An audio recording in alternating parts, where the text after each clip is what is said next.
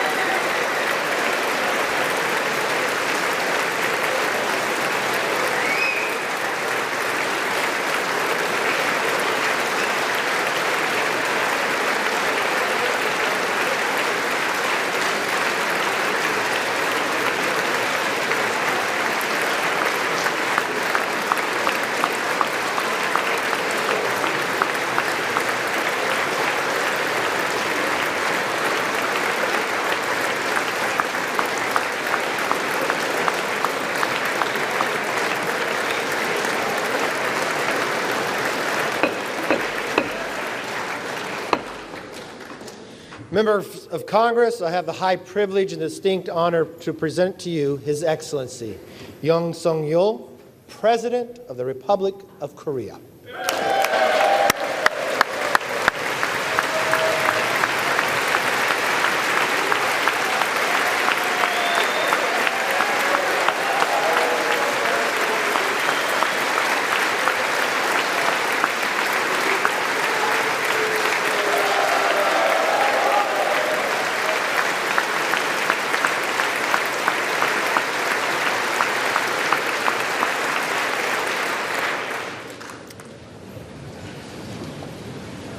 Mr. Speaker, Madam Vice President, honorable members of the United States Congress, distinguished guests, ladies and gentlemen, dear citizens of America, a new nation conceived in liberty and dedicated to the proposition that all men are created equal. I stand before that nation with a conviction of freedom, belief in the alliance, and the resolve to open a new future.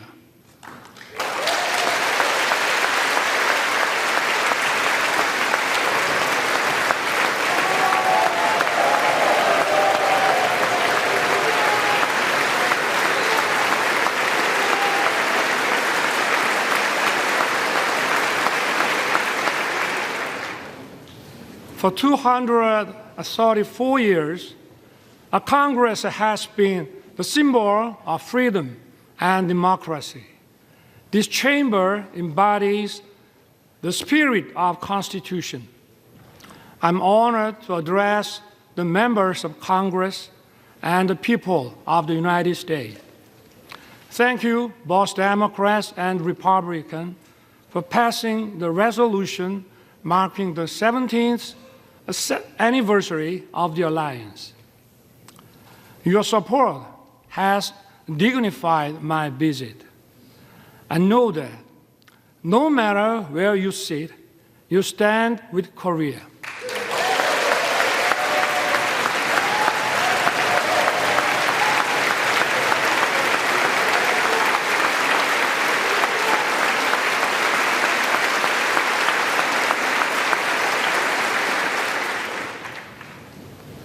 Over the past century, we have faced many threats, but the U.S. has always led the world in defense of freedom.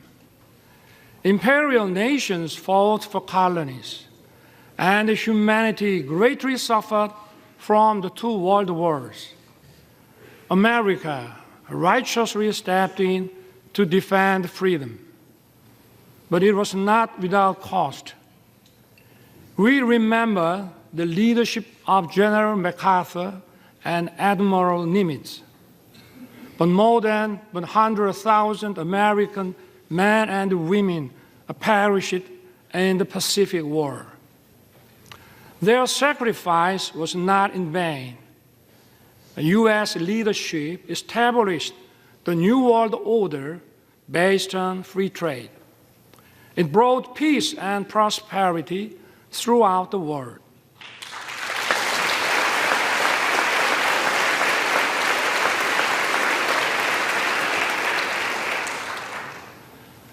But prosperity was limited to free market economies where communist totalitarian nations did not participate.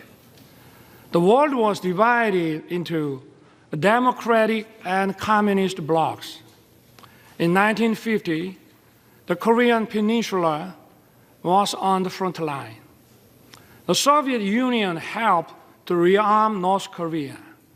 North Korea's surprise attack threatened the peace on the Korean Peninsula and Asia. Korea's freedom and democracy were on the brink. At that decisive moment, the U.S. did not look the other way. Korean and American soldiers stood shoulder to shoulder and fought bravely. Tales of our heroes were written. General MacArthur caught the enemy off guard with the landing of Incheon and turned the tides of the war. Operation Chromite was one of the greatest decisions ever made in the history of war. The U.S. 1st Marine Division miraculously broke through a wave of 120,000 Chinese troops at the Battle of Lake Changjin.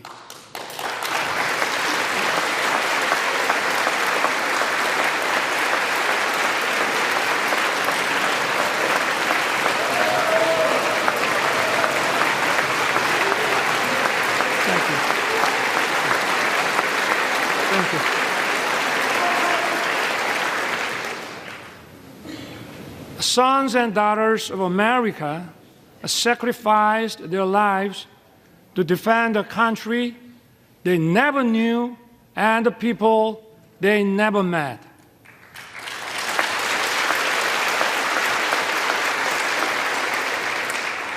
In the Battle of Lake Changjin alone, 4,500 American service members lost their lives. Over the course of the war, almost 37,000 U.S. soldiers fell. The late Colonel William Weber fought in the battle for Hill 3-4 in Wonju. He lost his right arm and leg. Yet, this American hero dedicated his life to honoring the noble sacrifice made by the Korean War veterans. Today, we are honored to have his granddaughter, Ms. Jane Weber, with us. Ms. Weber, would you stand up, please?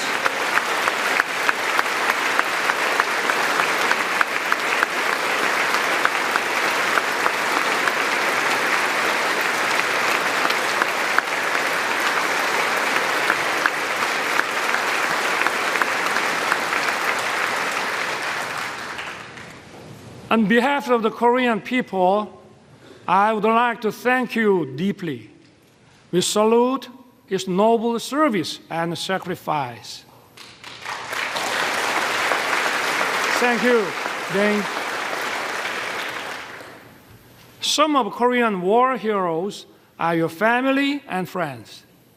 The late John Conyers Jr., Sam Johnson, and Howard Coble were veteran congressmen who promoted freedom and democracy.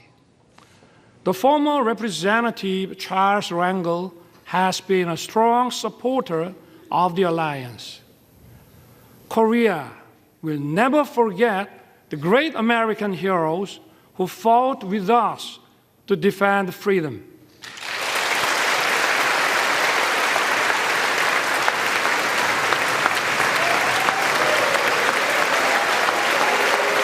Thank you. Thank you.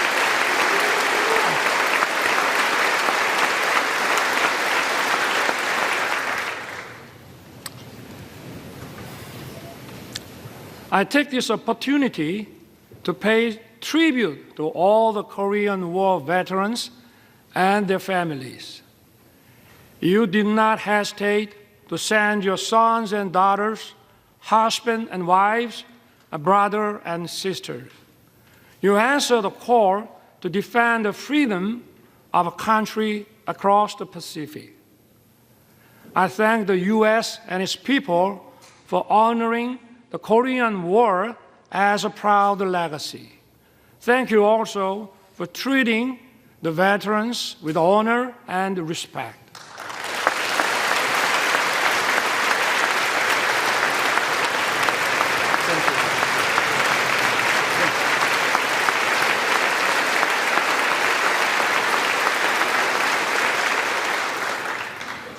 The war ended after 3 years of intense battle. Our two nations signed the Mutual Defense Treaty and opened a new era of the alliance.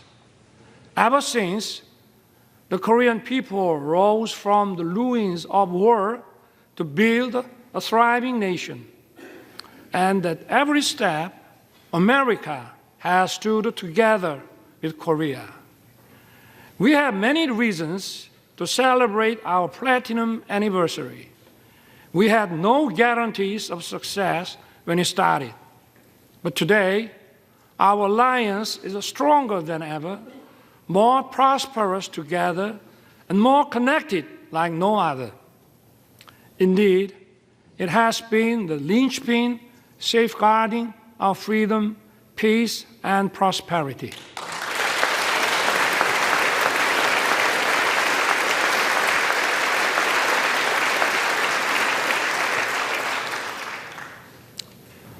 Once a recipient of aid, Korea is the only nation in modern history to become a donor.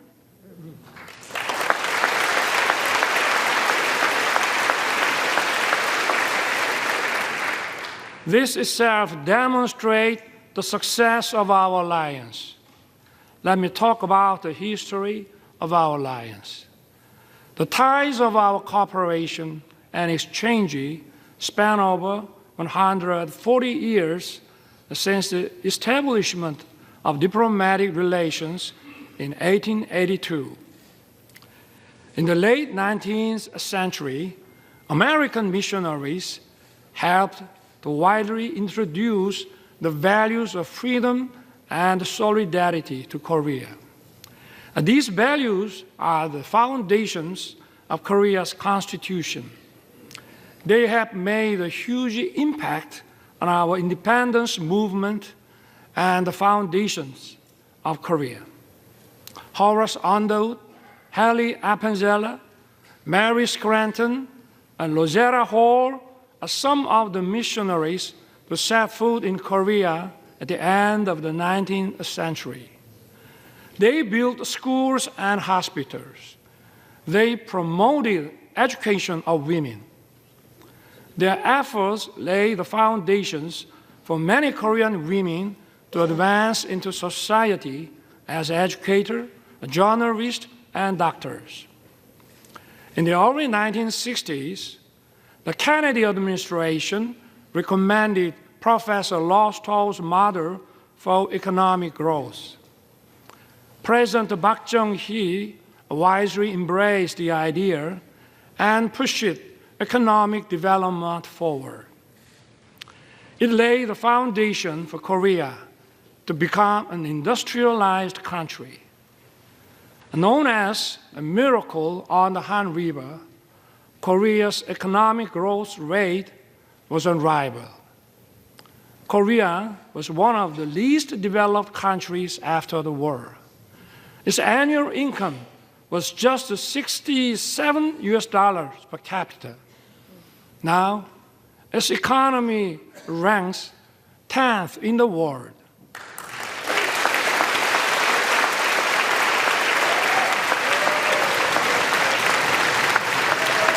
Thank you.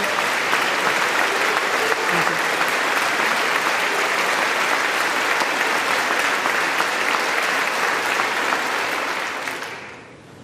Seoul was once reduced to ashes.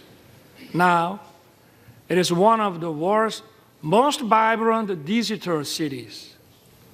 Busan was once flooded with war refugees. Now, it is the world's second largest port city in terms of transshipment volume. It is also bidding to host the World Expo 2030. Korea is winning the hearts of global citizens. It is dynamic, freedom is thriving, and democracy is robust.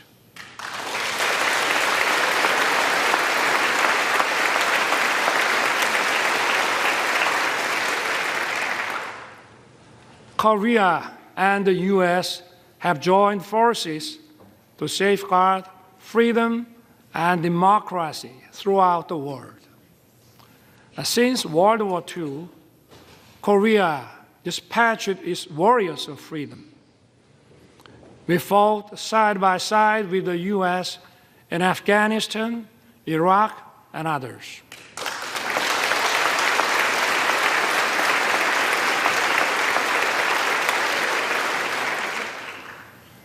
For over 70 years in the history of the alliance, we worked together in military and security sectors. We also expanded our cooperation in the economic field. Our relationship has evolved from one of unilateral assistance to a partnership that is mutually beneficial. The KORUS FTA was approved with the full support of the U.S. Congress in 2011. Since then, our bilateral trade has increased by 68%. Korea's companies' investment in America has tripled. The U.S. companies' investment in Korea has nearly doubled. Korean companies are contributing to vitalize the U.S. economy. They are producing EV batteries, semiconductors, cars, and other products here in America. And more importantly, they are creating decent, well-paying jobs.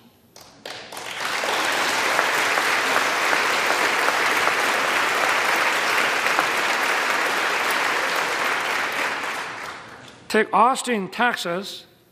Samsung's semiconductor plant has created nearly 10,000 jobs as of 2020.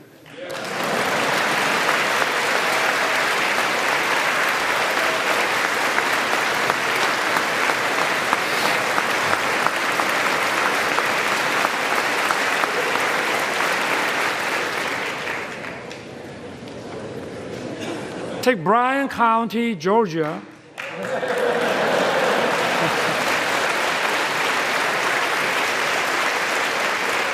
Hyundai's EV and battery plants is expected to be operational by late 2024.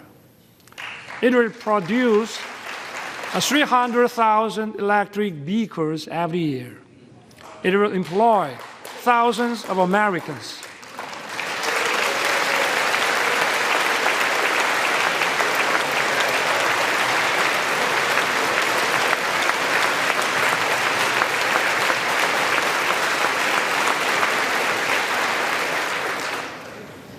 And take Bay City in Michigan.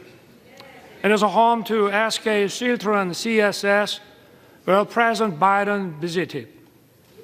It is an example of Korean and American companies merging to achieve even greater growth.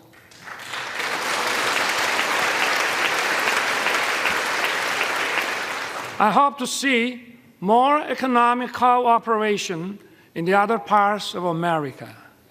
In this regard, I count on your keen interest and support. My friends, years of active cultural and people-to-people exchange have deepened our friendship.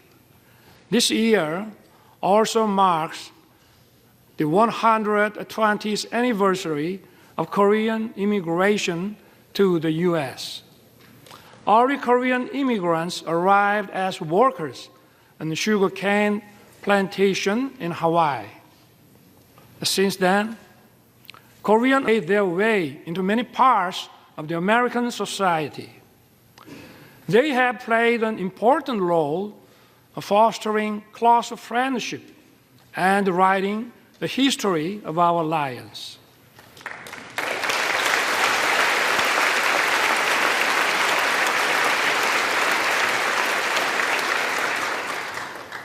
Representatives Young Kim, Andy Kim, Michelle Steele,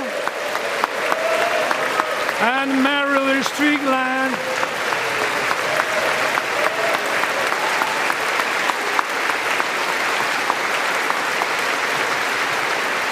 are here with us.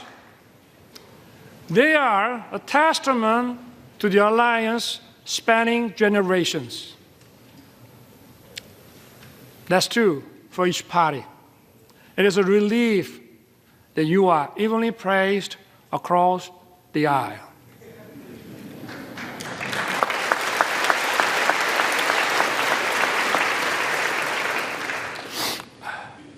Even more, culture is helping to further deepen our understanding and friendship.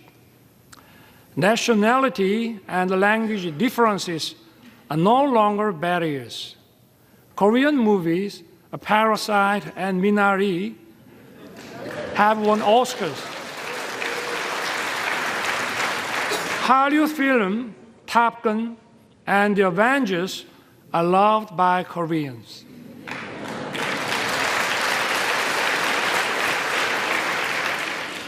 I also love Top Gun and Maverick and the Mission Impossible. And even if you didn't know my name, you may know BTS and Blackpink.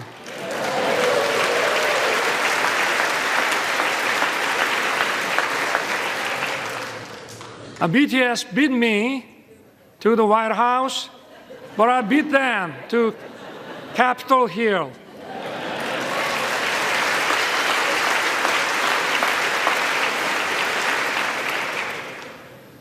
Korean and American singers reaching high places in each other's music charts is no longer a surprise. The U.S. create global platforms like Netflix. Korea has produced a popular series such as Squid Game.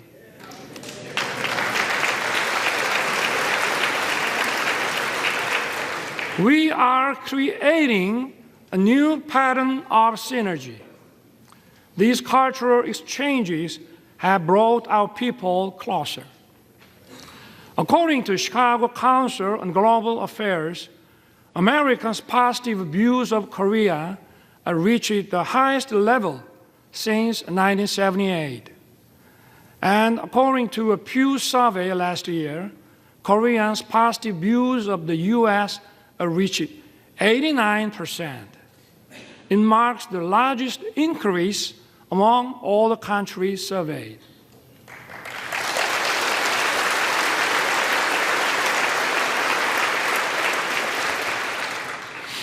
Korea and the U.S. agreed to set up an assistance program for our students. It will help them to study and find jobs actively in each other's country.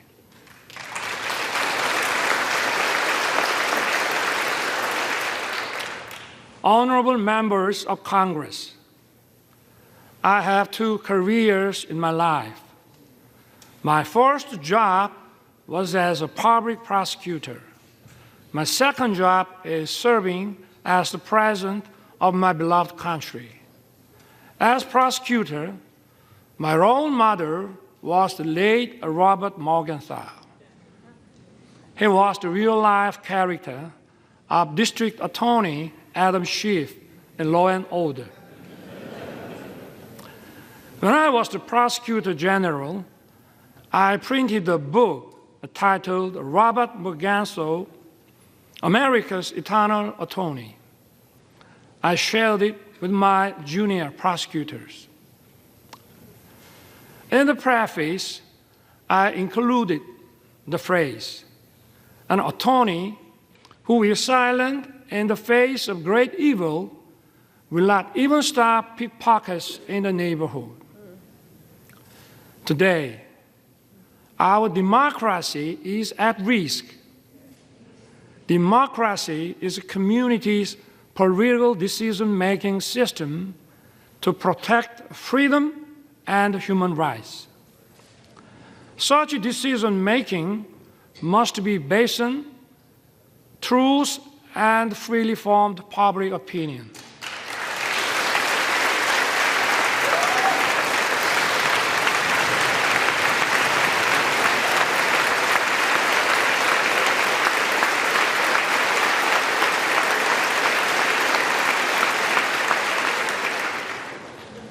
But today, in many parts of the world, false propaganda and disinformation are distorting the truth and the public opinion. They are threatening democracy.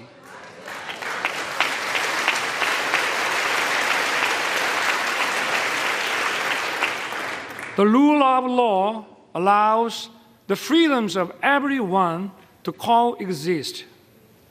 It is upheld by parliamentary democracy. False propaganda and disinformation corrupt intellectualism. They threaten democracy and the rule of law.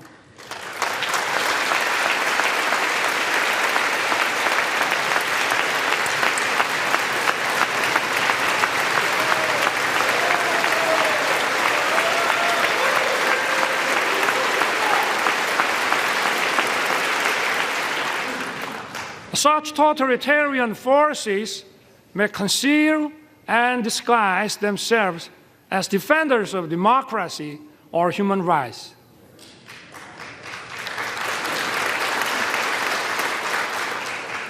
But in reality, they deny freedom and democracy. We must not be fooled by such deception and disguises.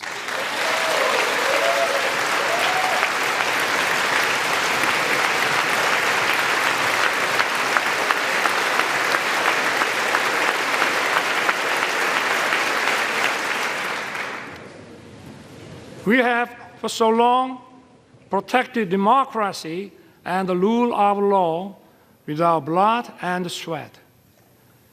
We must work together and fight the forces of falsehood and deception that seek to destroy democracy and the rule of law.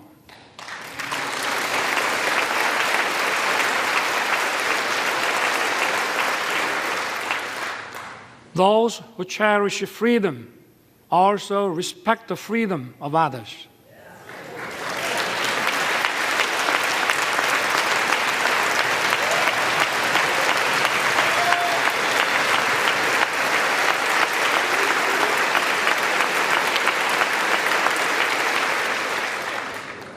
Thus, freedom brings peace.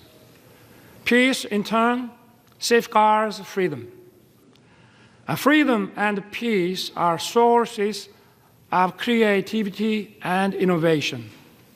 They bring prosperity and abundance.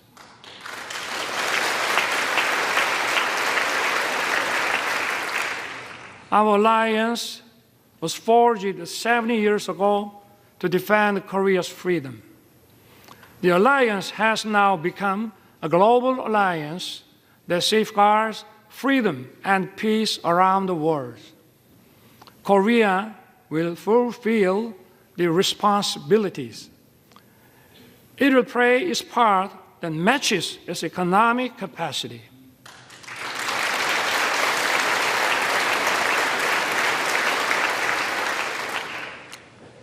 In his 1961 inauguration address, President John F. Kennedy said, "My fellow citizens of the world, ask not what America will do for you, but what together we can do for the freedom of man." Korea will stand in solidarity with the international community. We will do what it can for the freedom of humanity.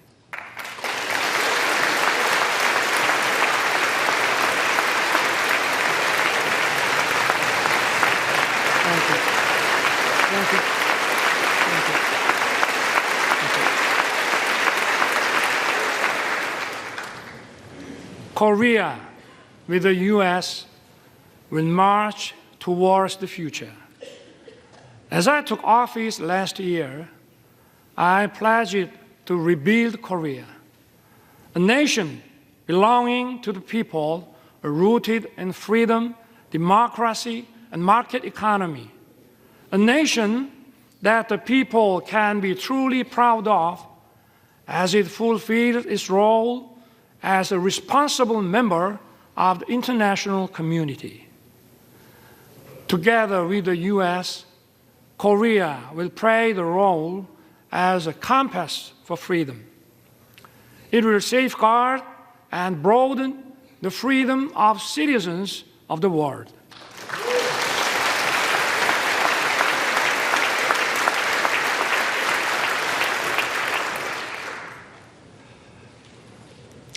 But even as we walked in unison for freedom for 70 years, there is one regime determined to pursue a wrong path. That is North Korea. The difference is stark between Seoul, that chose freedom and democracy, and Pyongyang, that chose dictatorship and communism. And North Korea has abandoned freedom and prosperity and dismissed peace. North Korea's nuclear program and missile provocations pose a serious threat to the peace on the Korean peninsula and beyond. To deter its reckless behavior, the alliance must stand united with determination. As President Reagan once said, "There is a price we will not pay. There is a point beyond which they must not advance." We must make his words clear to North Korea.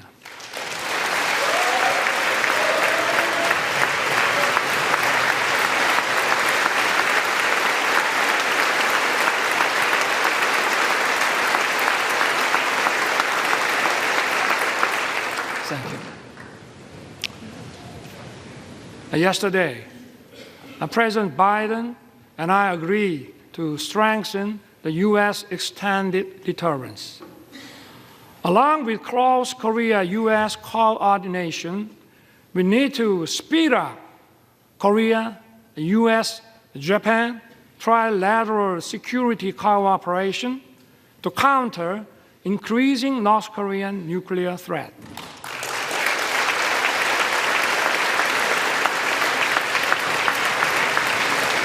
Thank you.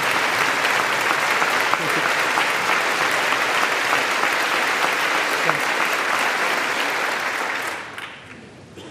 My government will respond firmly to provocations, but at the same time, we will keep the door open for dialogue on North Korea's denuclearization. Last year, I proposed the audacious initiative.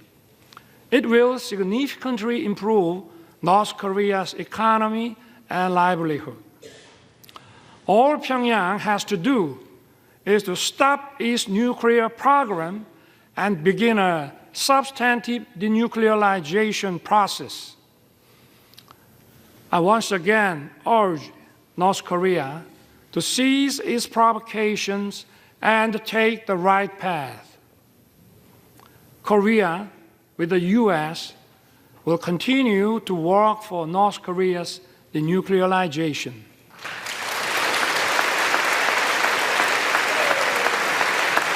Thank you. Thank you. Thank you.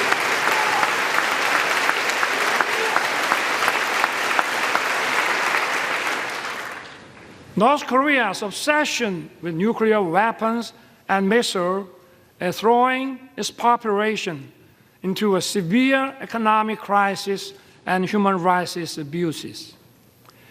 We must raise global awareness of dire human rights situation in North Korea. We must not shy away from our duty to promote freedom for North Koreans.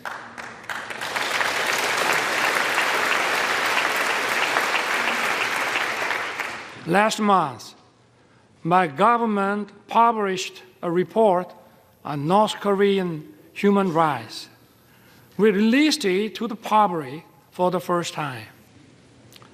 The report documents a wide range of abuses in North Korea. It is based on testimonies of 508 North Korean defectors collected over the past 5 years. It records many cases of serious violations of international norms, such as the Universal Declaration of Human Rights and other human rights agreements.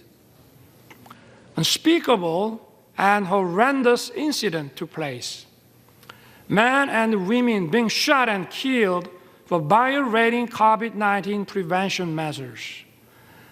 Some being publicly executed for watching and sharing South Korean shows. And people being shot in public for possessing the Bible and having faith. We need to raise awareness. We must inform the world of the gravity of North Korea's human rights violations. I ask for your help in improving North Korea's green condition.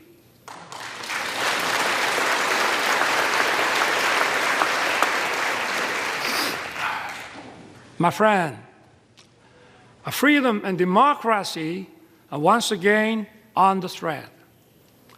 The war against Ukraine is a violation of international law.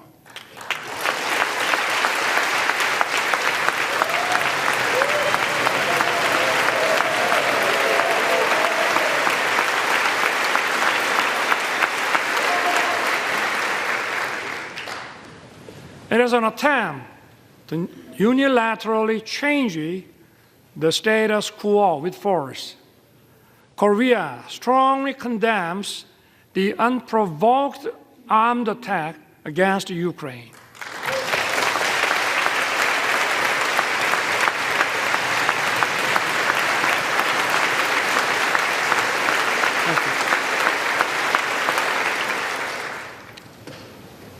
When North Korea invaded us in 1950, democracies came running to help us. And we fought together and kept our freedom. The rest is history. Korea's experience shows us just how important it is for democracies to uphold solidarity. Korea will stand in solidarity with the free world.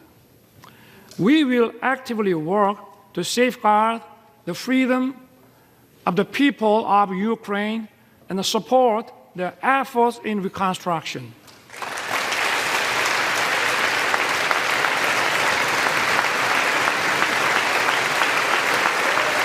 Thank you.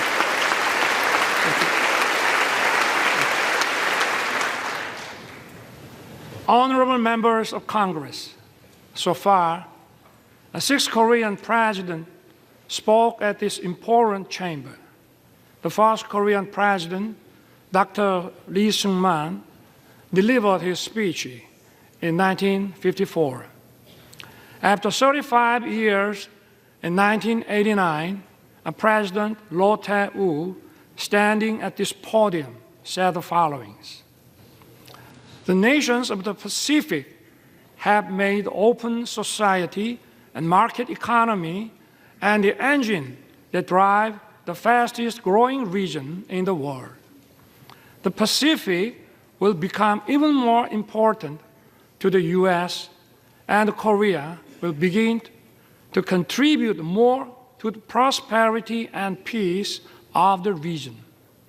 I look forward to the day when some future Korean president may be invited to address this distinguished assembly and describe the vision I spoke of today as an achievement fulfilled, not as tomorrow's hope. President Roh's vision has become a reality. Thank you. Thank you. Thank you.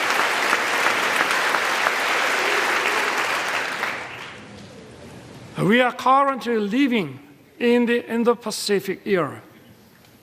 This region is home to 65% of the global population and 62% of the world GDP. It accounts for half of global maritime transportation. Last year, Korea announced its first comprehensive Indo-Pacific strategy.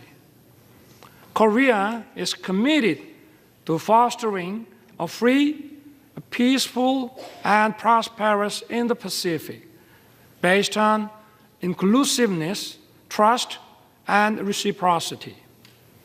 We will strengthen the rule-based order in the Indo-Pacific.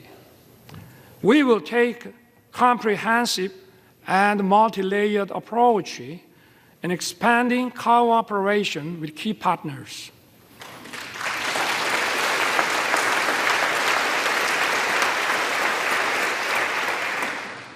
This also means that the stage for the alliance is expanding. Korea used to receive assistance from U.S. aid. It is now sharing its experience with developing countries in partnership with the U.S. Korea has greatly increased its ODA budget. It is providing tailored programs in tune with the needs of its partners. Yesterday, President Biden and I adopted a joint statement. It presents a vision of the alliance in action towards the future. Together, our two countries will broaden our alliance.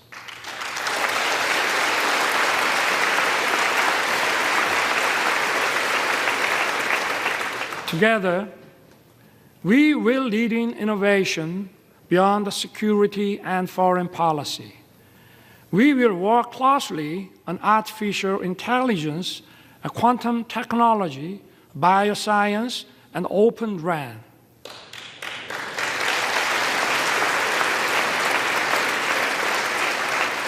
Our partnership in the cutting-edge semiconductor industry will contribute to establishing stable and resilient supply chains. It will also address economic uncertainties. Together, we will open another new successful chapter. We will explore new frontiers in outer space and cyberspace.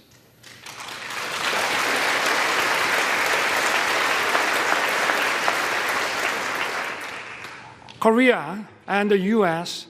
are the world's top technological powers leading innovation and creativity. Together, we will create a great synergy.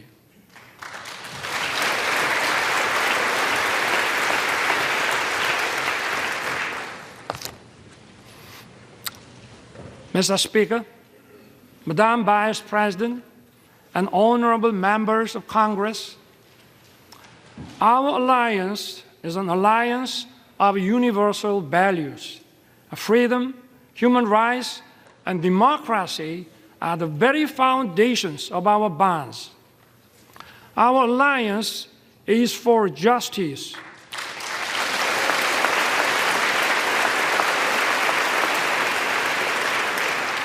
Our alliance is for peace.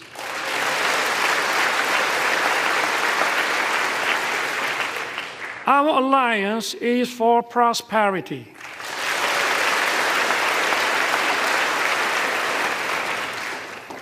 Together, our alliance will continue to move towards the future. We will build the world of tomorrow that opens endless opportunities for our future generations.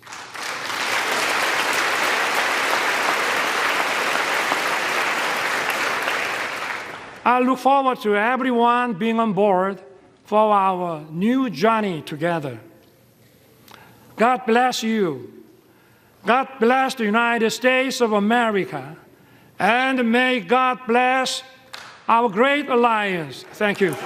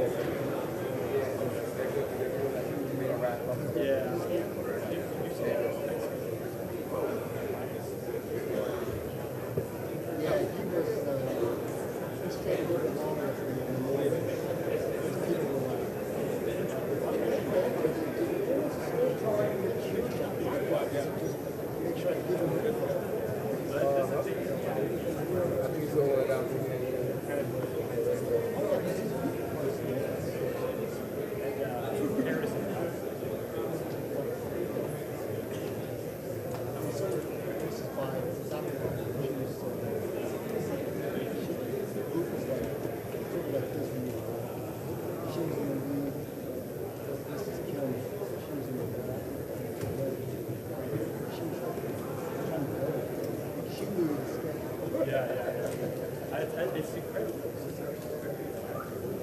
But we're going to go ahead and first. Yeah. All right. You know, I'm thinking.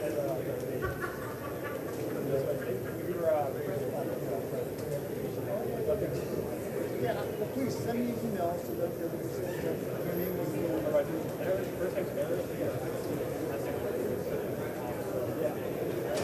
Erod. Erod, exactly. Erod, like A-Rod. I go by that, but yes, but I see that.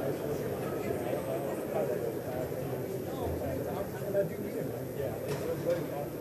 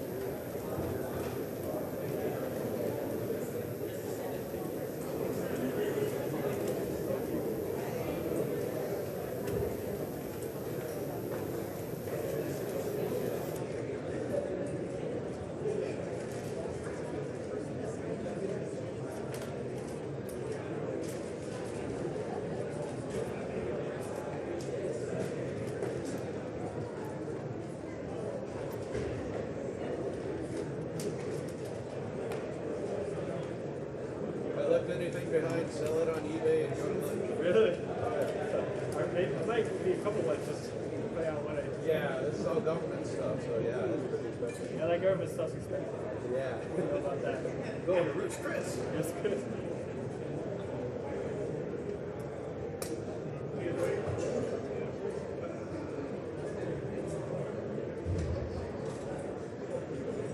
Hi, Sheila. Hi, Sheila.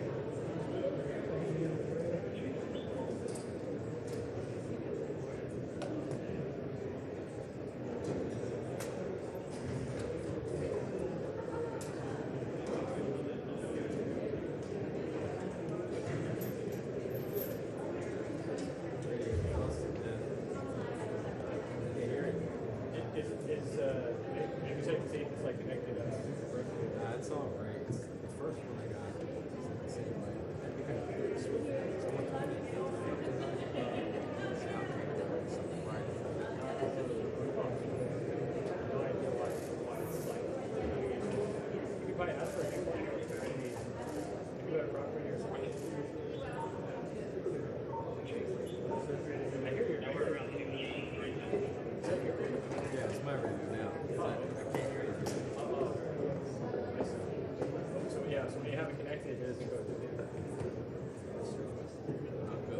I have to go from here. The purpose of the joint meeting having been completed, the chair declares that the joint meeting of the two houses now dissolved. The House will continue in recess subject to the call of the chair.